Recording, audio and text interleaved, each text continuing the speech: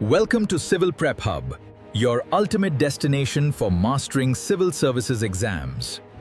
नमस्ते दोस्तों, reasoning mastery में आपका स्वागत है। ये है पार्ट 17 ऑफ 200। दोस्तों, ये वीडियो आपके लिए बहुत इंपॉर्टेंट है, तो प्लीज लास्ट तक जरूर देखिए। मैंने इस वीडियो के एंड में और कमेंट सेक्शन में कुछ बहुत इंपॉर्टेंट प्रैक्टिस क्वेश्चंस शेयर किए हैं जो आपके एग्जाम में जरूर आएंगे। तो वीडियो पूरा देखिए और कमेंट सेक्शन जरूर चेक करिए। चलिए शुरू करते हैं। नमस्ते दोस्तों, आज का टॉपिक बहुत ही इंपॉर्टेंट है। आप पार्ट 17 में हैं और आज हम एनालॉजी, वर्ड एनालॉजी के बारे में डिटेल में सीखेंगे। ये topic SSC CGL, IBPS PO और यूपीएससी प्रीलिम्स में हर साल आता है। अगर आपने ये टॉपिक अच्छे से समझ लिया तो एग्जाम में 2-3 मार्क्स पक्के हैं। तो चलिए एक एक कॉन्सेप्ट को डिटेल में समझते हैं। ये टॉपिक थोड़ा ट्रिकी हो सकता है, लेकिन अगर आप प्रैक्टिस करते हैं तो ये बहुत ईजी हो जाता है। अब चलिए शुरू करते हैं और देखते हैं कि ये टॉपिक क्या है और क्यों ये इंपॉर्टेंट है। तो चलिए शुरू करते हैं वर्ड एनालॉजी की बेसिक से। ये टॉपिक वर्बल रीजनिंग में आता है और इसमें हमें दो शब्दों के बीच की रिलेशनशिप को समझना होता है।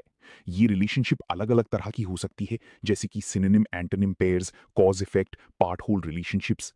सिनोनिम एंटोनिम पेयर्स में हमें दो शब्दों के बीच की सिमिलैरिटी या ऑपोजिट को समझना होता है, जैसे कि बिग और लार्ज सिनोनिम है जबकि बिग और स्मॉल एंटोनिम है। अब देखिए, कॉज इफेक्ट रिलेशनशिप में हमें एक कारण और उसके परिणाम को समझना होता है, जैसे कि स्मोकिंग और कैंसर के बीच की रिलेशनशिप। तो अब समझिए, पार्ट होल रिलेशनशिप्स में हमें एक बड़ा टुकड़ा और उसके छोटे टुकड़े को समझना होता है, जैसे कि कार और व्हील के बीच की रिलेशनशिप। ये सभी रिलेशनशिप्स बहुत इंपॉर्टेंट हैं और इन्हें समझने से हम वर्ड एनालॉजी को अच्छे से सॉल्व कर सकते हैं। अब चलिए एक एग्जाम्पल लेते हैं और देखते हैं कि कैसे ये रिलेशनशिप को समझ सकते हैं, जैसे कि फिंगर और हैंड के बीच की रिलेशनशिप। ये दोनों शब्दों के बीच की रिलेशनशिप पार्ट होल है, क्योंकि फिंगर हैंड का एक हिस्सा है। तो अब समझिए, ये रिलेशनशिप को समझने से हम वर्ड एनालॉजी को सॉल्व कर सकते हैं। ये फॉर्मूला बहुत इंपॉर्टेंट है दोस्तों। इसमें हमें दो शब्दों के बीच की रिलेशनशिप को आइडेंटिफाई करना होता है। ये फॉर्मूला हमें बताती है कि कैसे हम दो शब्दों के बीच की रिलेशनशिप को समझ सकते हैं, जैसे कि synonym antonym pairs, cause effect, part whole relationships. ये फॉर्मूला हमें बताती है कि कैसे हम दो शब्दों के बीच की सिमिलैरिटी या ऑपोजिट को समझ सकते हैं। एक कॉमन मिस्टेक ये होती है कि स्टूडेंट्स ये फॉर्मूला यूज नहीं करते हैं, तो ध्यान रखिए, ये फॉर्मूला हमें बताती है कि कैसे हम वर्ड एनालॉजी को सॉल्व कर सकते हैं। ये फॉर्मूला बहुत इंपॉर्टेंट है दोस्तों। इसमें हमें दो शब्दों के बीच की रिलेशनशिप को आइडेंटिफाई करना होता है। ये फॉर्मूला हमें बताती है कि कैसे हम दो शब्दों के बीच की रिलेशनशिप को समझना होता है। ये फॉर्मूला हमें बताती है कि कैसे हम दो शब्दों के बीच की सिमिलैरिटी या ऑपोजिट को आइडेंटिफाई कर सकते हैं, जैसे कि बिग और लार्ज सिनोनिम है जबकि बिग और स्मॉल एंटोनिम है। ये फॉर्मूला हमें बताती है कि कैसे हम सिनोनिम एंटोनिम पेयर्स को सॉल्व कर सकते हैं। एक कॉमन मिस्टेक ये होती है कि स्टूडेंट्स ये फॉर्मूला यूज नहीं करते हैं, तो ध्यान रखिए। ये फॉर्मूला बहुत इंपॉर्टेंट है दोस्तों।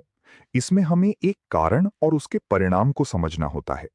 ये फॉर्मूला हमें बताती है कि कैसे हम एक कारण और उसके परिणाम को आइडेंटिफाई कर सकते हैं, जैसे कि स्मोकिंग और कैंसर के बीच की रिलेशनशिप। ये फॉर्मूला हमें बताती है कि कैसे हम कॉज इफेक्ट रिलेशनशिप्स को सॉल्व कर सकते हैं। एक कॉमन मिस्टेक ये होती है कि स्टूडेंट्स ये फॉर्मूला यूज नहीं करते हैं, तो ध्यान रखिए। What is the relationship between finger and hand? Step 1। सबसे पहले क्वेश्चन को ध्यान से पढ़िए। यहां हमें फिंगर और हैंड के बीच की रिलेशनशिप को समझना होता है। स्टेप 2। अब देखिए क्या क्या इंफॉर्मेशन दी हुई है। हमें मिला है कि फिंगर और हैंड के बीच की रिलेशनशिप पार्ट होल है। स्टेप 3। अब फॉर्मूला सिलेक्ट करते हैं। यहां पे हम रिलेशनशिप आइडेंटिफिकेशन फ्रेमवर्क यूज करेंगे, क्योंकि ये फॉर्मूला हमें बताती है कि कैसे हम दो शब्दों के बीच की रिलेशनशिप को आइडेंटिफाई कर सकते हैं। स्टेप 4। अब वैल्यूज पुट करते हैं फॉर्मूला में। यहां हम फिंगर और हैंड के बीच की रिलेशनशिप को आइडेंटिफाई करते हैं। स्टेप 5। कैलकुलेट करते हैं। यहां हम फिंगर और हैंड के बीच की रिलेशनशिप को समझने के लिए पार्ट होल रिलेशनशिप्स का यूज करते हैं। स्टेप 6। फाइनल आंसर वेरीफाई करते हैं। यहां हम फिंगर और हैंड के बीच की रिलेशनशिप को वेरीफाई करते हैं कि ये पार्ट होल है या नहीं। Part whole. ये क्वेश्चन बहुत इजी है दोस्तों। यहां हमें फिंगर और हैंड के बीच की रिलेशनशिप को समझना होता है। ये रिलेशनशिप पार्ट होल है क्योंकि फिंगर हैंड का एक हिस्सा है। तो अब समझिए, ये रिलेशनशिप को समझने से हम वर्ड एनालॉजी को सॉल्व कर सकते हैं। What is the relationship between smoking and cancer? Step 1। सबसे पहले क्वेश्चन को ध्यान से पढ़िए। यहां हमें स्मोकिंग और कैंसर के बीच की रिलेशनशिप को समझना होता है। स्टेप 2। अब देखिए क्या क्या इंफॉर्मेशन दी हुई है। हमें मिला है कि स्मोकिंग और कैंसर के बीच की रिलेशनशिप कॉज इफेक्ट है। स्टेप 3, अब फॉर्मूला सिलेक्ट करते हैं। यहाँ पे हम कॉज इफेक्ट फॉर्मूला यूज करेंगे, क्योंकि ये फॉर्मूला हमें बताती है कि कैसे हम एक कारण और उसके परिणाम को आइडेंटिफाई कर सकते हैं। स्टेप 4, अब वैल्यूज पुट करते हैं फॉर्मूला में। यहाँ हम स्मोकिंग और कैंसर के बीच की रिलेशनशिप को आइडेंटिफाई करते हैं। स्टेप 5, कैलकुलेट करते हैं। यहाँ हम स्मोकिंग और कैंसर के बीच की रिलेशनशिप को समझने के लिए कॉज इफेक्ट रिलेशनशिप्स का यूज करते हैं। स्टेप 6, फाइनल आंसर वेरीफाई करते हैं। यहां हम स्मोकिंग और कैंसर के बीच की रिलेशनशिप को वेरीफाई करते हैं कि ये कॉज इफेक्ट है या नहीं। कॉज इफेक्ट, ये क्वेश्चन बहुत इजी है दोस्तों। यहां हमें स्मोकिंग और कैंसर के बीच की रिलेशनशिप को समझना होता है। ये रिलेशनशिप कॉज इफेक्ट है क्योंकि स्मोकिंग कैंसर का कारण है। तो अब समझिए, ये रिलेशनशिप को समझने से हम वर्ड एनालॉजी को सॉल्व कर सकते हैं। What is the relationship between big and large? Step 1, सबसे पहले क्वेश्चन को ध्यान से पढ़िए। यहां हमें बिग और लार्ज के बीच की रिलेशनशिप को समझना होता है। स्टेप 2, अब देखिए क्या क्या इंफॉर्मेशन दी हुई है।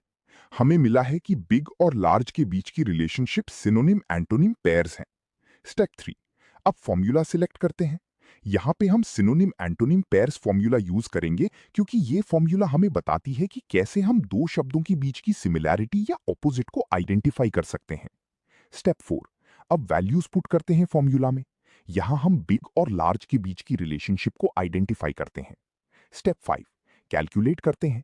यहां हम बिग और लार्ज के बीच की रिलेशनशिप को समझने के लिए सिनोनिम एंटोनिम पेयर्स का यूज करते हैं। स्टेप 6, फाइनल आंसर वेरीफाई करते हैं। यहां हम बिग और लार्ज के बीच की रिलेशनशिप को वेरीफाई करते हैं कि ये सिनोनिम एंटोनिम पेयर्स हैं या नहीं।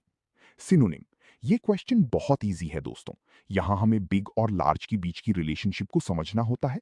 ये रिलेशनशिप सिनोनिम है क्योंकि बिग और लार्ज दोनों बड़े का मतलब है। तो आप समझिए, ये रिलेशनशिप को समझने से हम वर्ड एनालॉजी को सॉल्व कर सकते हैं। What is the relationship between car and wheel? Step 1, सबसे पहले क्वेश्चन को ध्यान से पढ़िए। यहां हमें कार और व्हील के बीच की रिलेशनशिप को समझना होता है। स्टेप 2, अब देखिए क्या क्या इंफॉर्मेशन दी हुई है। हमें मिला है कि कार और व्हील के बीच की रिलेशनशिप पार्ट होल है। स्टेप 3, अब फॉर्मूला सिलेक्ट करते हैं। यहां पे हम रिलेशनशिप आइडेंटिफिकेशन फ्रेमवर्क यूज करेंगे, क्योंकि ये फॉर्मूला हमें बताती है कि कैसे हम दो शब्दों के बीच की रिलेशनशिप को आइडेंटिफाई कर सकते हैं। स्टेप 4, अब वैल्यूज पुट करते हैं फॉर्मूला में। यहां हम कार और व्हील के बीच की रिलेशनशिप को आइडेंटिफाई करते हैं। स्टेप 5, कैलकुलेट करते हैं। यहां हम कार और व्हील के बीच की रिलेशनशिप को समझने के लिए पार्ट होल रिलेशनशिप्स का यूज करते हैं। स्टेप 6, फाइनल आंसर वेरीफाई करते हैं। यहां हम कार और व्हील के बीच की रिलेशनशिप को वेरीफाई करते हैं कि ये पार्ट होल है या नहीं। पार्ट होल, ये क्वेश्चन बहुत इजी है दोस्तों। यहां हमें कार और व्हील के बीच की रिलेशनशिप को समझना होता है। ये रिलेशनशिप पार्ट होल है क्योंकि व्हील कार का एक हिस्सा है। तो अब समझिए, ये रिलेशनशिप को समझने से हम वर्ड एनालॉजी को सॉल्व कर सकते हैं। ये टिप बहुत इंपॉर्टेंट है दोस्तों। यहां हमें वर्ड एनालॉजी को सॉल्व करने के लिए दो शब्दों के बीच की रिलेशनशिप को आइडेंटिफाई करना होता है। ये रिलेशनशिप अलग-अलग तरह की हो सकती है, जैसे कि synonym antonym pairs, cause effect, part whole relationships का यूज करना होता है। तो अब समझिए, ये रिलेशनशिप को समझने से हम वर्ड एनालॉजी को सॉल्व कर सकते हैं। ये टिप बहुत इंपॉर्टेंट है दोस्तों। यहां हमें वर्ड एनालॉजी को सॉल्व करने के लिए रिलेशनशिप आइडेंटिफिकेशन फ्रेमवर्क का यूज करना होता है। ये फॉर्मूला हमें बताती है कि कैसे हम दो शब्दों के बीच की रिलेशनशिप को आइडेंटिफाई कर सकते हैं। तो अब समझिए, ये फॉर्मूला को यूज करने से हम वर्ड एनालॉजी को सॉल्व कर सकते हैं। ये टिप बहुत इंपॉर्टेंट है दोस्तों।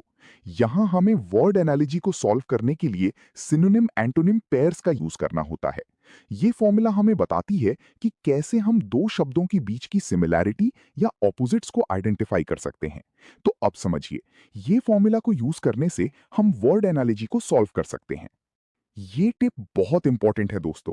यहां हमें वर्ड एनालॉजी को सॉल्व करने के लिए कॉज इफेक्ट रिलेशनशिप्स का यूज करना होता है। ये फॉर्मूला हमें बताती है कि कैसे हम एक कारण और उसके परिणाम को आइडेंटिफाई कर सकते हैं। तो अब समझिए, ये फॉर्मूला को यूज करने से हम वर्ड एनालॉजी को सॉल्व कर सकते हैं। ये टिप बहुत इंपॉर्टेंट है दोस्तों। यहां हमें वर्ड एनालॉजी को सॉल्व करने के लिए पार्ट होल रिलेशनशिप्स का यूज करना होता है। ये फॉर्मूला हमें बताती है कि कैसे हम दो शब्दों के बीच की रिलेशनशिप को आइडेंटिफाई कर सकते हैं। तो अब समझिए, ये फॉर्मूला को यूज करने से हम वर्ड एनालॉजी को सॉल्व कर सकते हैं। Practice question number 1, what is the relationship between pen and paper? इसका आंसर पिन कमेंट में चेक करिए। ये समरी पॉइंट बहुत इंपॉर्टेंट है दोस्तों। यहां हमें वर्ड एनालॉजी को सॉल्व करने के लिए दो शब्दों के बीच की रिलेशनशिप को आइडेंटिफाई करना होता है। ये समरी पॉइंट बहुत इंपॉर्टेंट है दोस्तों। यहां हमें वर्ड एनालॉजी को सॉल्व करने के लिए रिलेशनशिप आइडेंटिफिकेशन फ्रेमवर्क का यूज करना होता है। ये समरी पॉइंट बहुत इंपॉर्टेंट है दोस्तों।